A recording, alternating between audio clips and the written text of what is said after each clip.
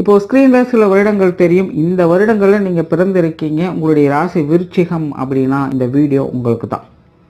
பொதுவாக விருச்சிகம் அப்படின்னாலே ரொம்பவுமே சென்சிட்டிவ் மற்றும் அக்ரெசிவான ராசி. அதனால் இவங்களை மற்றவங்க கட்டுப்படுத்துறது, கண்ட்ரோல் பண்ணுறது அப்படிங்கிறதெல்லாம் முடியாத காரியம். இவங்க எப்போதுமே ஒரு தனி பிறவி, என் வழி தனி வழி அப்படின்னு போய்கிட்டே இருப்பாங்க. பட் இதெல்லாம் பிரச்சனை கிடையாது. ஏன்னா இந்த மாதிரியான ஆட்கள் தான் வாழ்க்கையில் சாதிக்கக்கூடியவங்களாக இருக்கிறாங்க. இங்கே சொல்லியிருக்கக்கூடிய இந்த வருடங்களுடைய கிரக அமைப்புகளின்படி இந்த விருச்சிக ராசிக்காரங்களுடைய வாழ்க்கை நிலை அப்படிங்கிறது ஒரு போராட்ட வாழ்க்கையாக தான் இருக்கும்.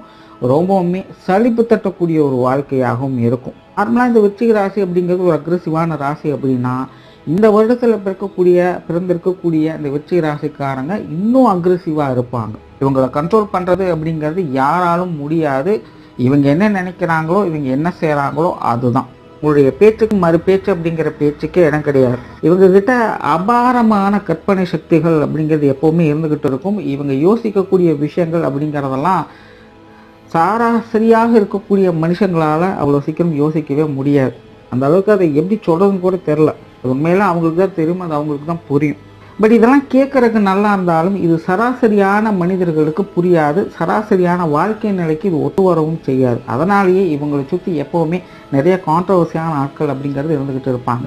ஜென்ரலாகவே இந்த விருச்சிக ராசி அப்படிங்கிறது கான்ட்ரவர்சிக்கு பேர் போன ஒரு ராசி தான். அதுலேயும் இந்த வருடத்தில் பிறக்கக்கூடிய அந்த விருச்சிக ராசிக்காரங்க இன்னும் அதிகப்படியான கான்ட்ரவர்சிகளை சந்திக்கக்கூடும். தனிப்பட்ட நிலையில் ரொம்பவுமே செல்ஃப் கான்ஃபிடென்ஸோட, ரொம்ப தைரியமாக, கிளியர் மைண்ட் செட்டோடு இவங்க எப்போவுமே வேலை செஞ்சுக்கிட்டு இருப்பாங்க.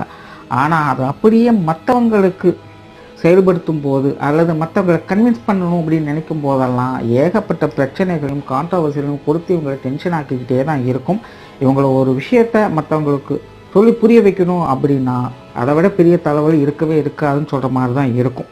மேலும் இதை பற்றி ஃபுல்லாக தெரிஞ்சுக்கணும்னு நினச்சிங்கன்னா ஃபுல் வீடியோ லிங்க் டிஸ்கிரிப்ஷனில் இருக்குது. மறக்காமல் செக் பண்ணி பாருங்கள்.